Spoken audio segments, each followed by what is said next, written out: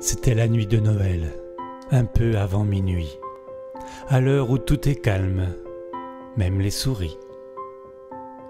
On avait pendu nos bas devant la cheminée pour que le Père Noël les trouve dès son arrivée. Blottis bien au chaud dans leur petit lit, les enfants sages s'étaient déjà endormis. Maman et moi, dans nos chemises de nuit, venions à peine de souffler la bougie, quand, au dehors, un bruit de clochette me fit sortir d'un coup de sous ma couette. Filant comme une flèche vers la fenêtre, je scrutais tout là-haut, le ciel étoilé. Au-dessus de la neige, la lune étincelante illuminait la nuit comme si c'était le jour.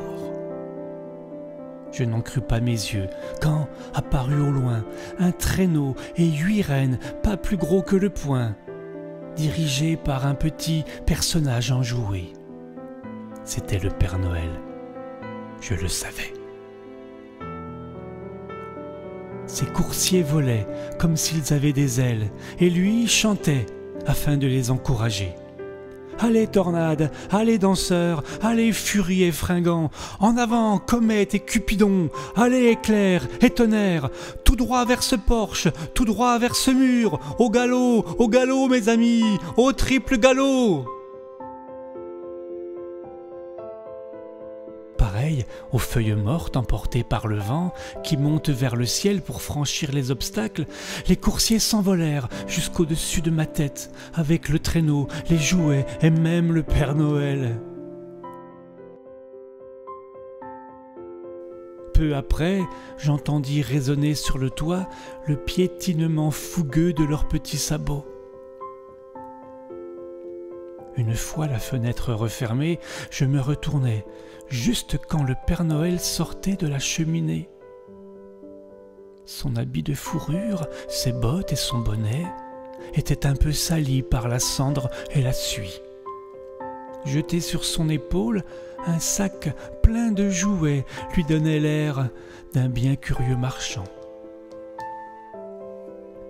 Il avait des joues roses, des fossettes charmantes, un nez comme une cerise et des yeux pétillants, une petite bouche qui souriait tout le temps et une très grande barbe d'un blanc vraiment immaculé.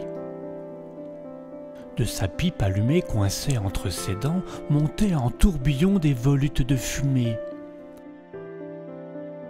Il avait le visage épanoui et son ventre tout rond sautait quand il riait comme un petit ballon. Il était si dodu, si joufflu cet espiègle lutin, que je me mis malgré moi à rire derrière ma main. Mais d'un clin d'œil et d'un signe de la tête, il me fit comprendre que je ne risquais rien. Puis, sans dire un mot, car il était pressé, se hâta de remplir les bas jusqu'au dernier, et me salua d'un doigt posé sur l'aile du nez, avant de disparaître dans la cheminée. Je l'entendis ensuite siffler son bel équipage. Ensemble, ils s'envolèrent comme une plume au vent. Avant de disparaître, le Père Noël cria « Joyeux Noël à tous, et à tous une bonne nuit !»